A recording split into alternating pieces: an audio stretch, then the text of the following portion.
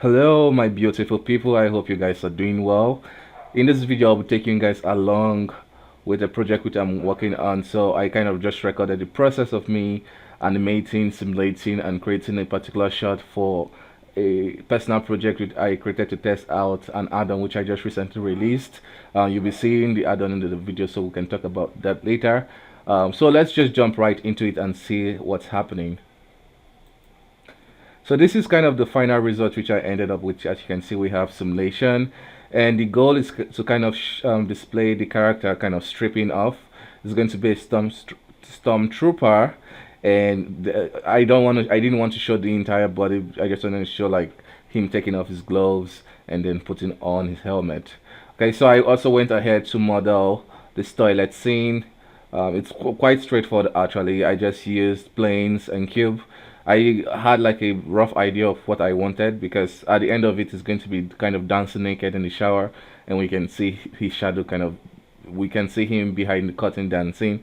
So that's why I needed this particular shot of him stripping, and I kind of created this the whole shot based on what I was going for. And the textures are free textures you can find online. I got them from Texture Haven. I think the same creators of HDRI Heavens. And yeah, so this is just basic stuff. I created planes and then slapped texture on it. So next I'll bring in the character that I'll be using for this, and using the Pupa Addon is so using the Pupa Addon, it's quite easy to just bring in the character to the scene. So it's kind of like Mixamo inside Blender. You can load in your character, quickly rig it up by selecting different empties and just placing it. Just basically Mixamo workflow, and I'll try to leave the link in the description so you can check it out for yourself. It's quite robust and production tested, as you can see. I'm using it for this project. So it's just basically putting points. It generates the rig after you set out the points, and you can probably get this done in like less than 2 minutes. And you have different binding options and ways to preview the rig. So my goal with this particular animation is kind of to get the trooper stripping, because it's just not stripping in the crazy sense. It's just taking off all his clothes and kind of. I was not going to show the entire body, so that's why I'm kind of using a simple 3D model, and I just wanted to show his hands, of him taking off his gloves and also placing his helmet down. Of course, we'll not be seeing his face because probably like a taboo or something. I'm not really versed with the Star Wars universe, but from watching The Mandalorian, I think it's something that they don't really want. You guys can tell me in the comment, but anyways. So the Pupa add-on allows you to quickly rig it, and you can apply a lot of animation from the animation preset. So that's that. And once I have the rig, I can bring it into the scene. I just unhide all the objects because it was still the same scene which I rigged it. And now I'm quickly creating the gloves. I jump into edit mode, select some faces in the finger part, extrude it, kind of duplicated it, applied some materials on it, and that was the glove. And as you can see, I'm just playing with the shaders. The skin was not detailed, it's just actual solid colors which I use for the scene because it's not really important and you'll probably not be able to really make out a lot. So that's why that's why I went with not even applying texture to the skin. I can just use a rough skin color and it will get the information across. So once I'm happy, it's now time to simulate the glove simulate the character taking off the glove. So the first glove, I didn't want to show the character taking it off. I just want to give like I wanted to animate in a way that it feels like the glove was taken off by the character, and then the second one, then I can animate that. So as you can see here, the way I went about it was to use force field. I just made the first glove a cloth object, animated the force field to be very intense in the first few frames, and then I set it to 0 so that it kind of pushes it forward and then just stops, and then the glove can just fall down to kind of simulate a kind of force as if it was just ripped off from the hand and thrown and just placed on the radio system. So that's that. As you can see, it's simulating nicely, and then the force field takes control. So of course, there were a lot of attempts. I tried different methods and didn't get it right the first couple of times, and just with simulation, you never get it to go as you intend at the first time. You can get problem with collision. You can get problem with things penetrating.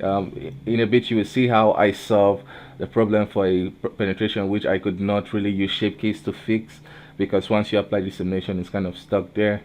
Now we can see, I think this is the final one, which I was happy with, because it landed perfectly on the radio, but I think it's landed on the wrong side. I wanted it to fall forward rather than fall at the back of the radio. So it's just playing around with things, moving stuff around.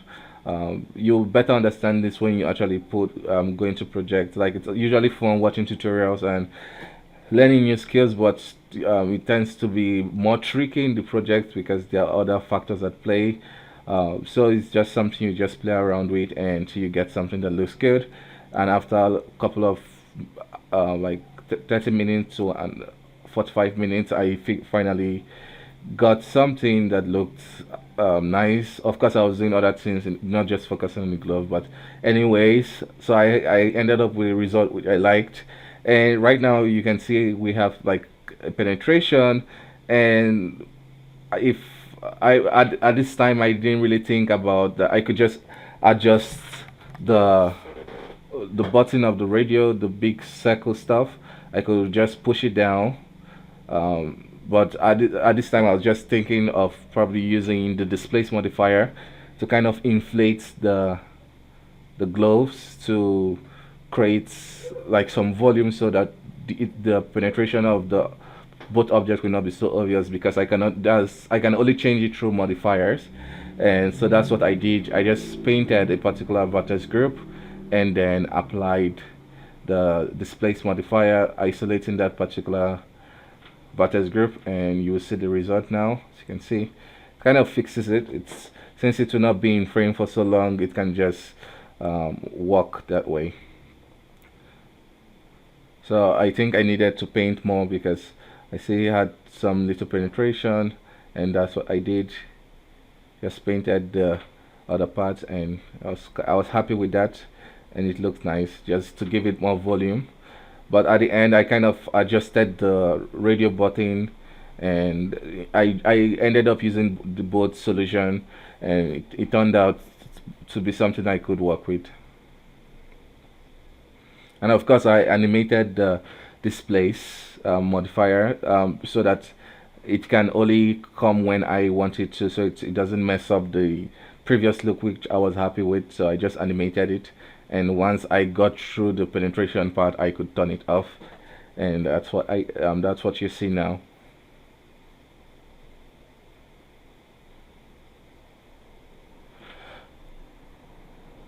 Okay, so now I'm done with that, and I'm moving forward to animate the second glove. So the goal here is kind of create a visual representation of the character ripping off the glove from his hand. Of course, simulating this will be quite tricky, so I kind of combined the best of both worlds. I first animated it, and the great thing about at least this personal project, and already have like a camera focus. I already had a focus where I'll be looking from, so I just animated to the camera, so it could look, so if you check at the back it might look weird, but in the camera it looks good. So that's what I was kind of focusing on, to be able to get this to work nicely. So in conjunction with using shape keys to kind of simulate the character ripping off the gloves, so that's how I was able to do that. You can see in the 3D viewport it looks so weird, but at the end of it, it looks great. And then like I said, I combined several things. I combined using shape keys. I also combined using cloth simulation. So once I got the the the geometry a bit from the character, then I can enable the force field and enable the cloth to kind of push it away. So once I'm happy with that, then I will go to the final action, which is him placing his helmet onto the stand. So of course I needed a stormtrooper, so I imported one of the characters from the previous shot and just kind of separated several parts. So I just needed the head helmet, of course, and then just some other plates in the characters to just kind of populate the scene to make it feel like he took it off already. So I placed them in his hand, took some of the other parts and just placed it around. So I will not have to animate that. I'll just, this is the final stuff I will animate regarding or showing that he's stripping off his clothes. And once I first got the animation without the helmet, and once I'm happy with that, then I can add a helmet constraint. So I'm using a the child constraint, I think child off constraint, and just targeting a particular hand bone. You click set inverse and then it flips it back to its position. If you want a more in-depth tutorial on this particular constraint on how to pick up objects and drop objects, you can let me know in the comments and I will do the tutorial for that. So that's basically what I use and kind of just animated it as needed. Once I was happy to let go, I just reduced the influence of the constraint to 0, and that's how you can easily pick up objects and drop objects using the child off constraint. So now I'm just tweaking it to make it feel more natural and also create some overlapping action after the actor drops the helmet, so you kind of get like gravity doing its things and you get a bit of swing, so it doesn't feel so static and stuff like that.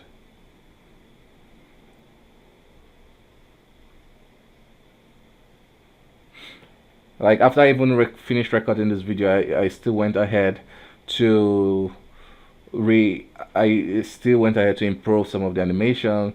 Like what you be seeing in what you saw in the starting was kind of the final results, which I was happy with, which I didn't record at that point because it was just personal. It was just more tweaking and stuff to get it to the final result. But this is just basically the same, the whole workflow, just posing and moving stuff around to get it to look how it's meant to look.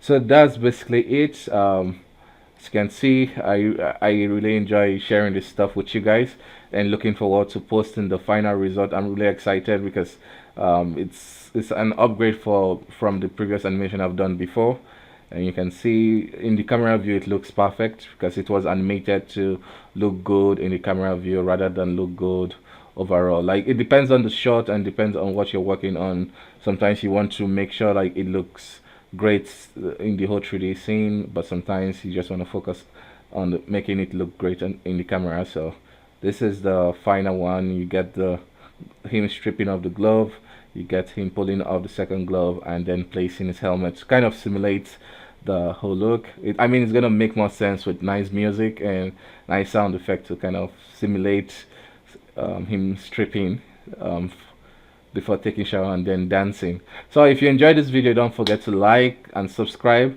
If you wish to see more from me and want to see the final animation, subscribe so you get notified, and also check in case YouTube doesn't recommend it to you. So thank you so much for watching this. Bye bye for now. See you next time.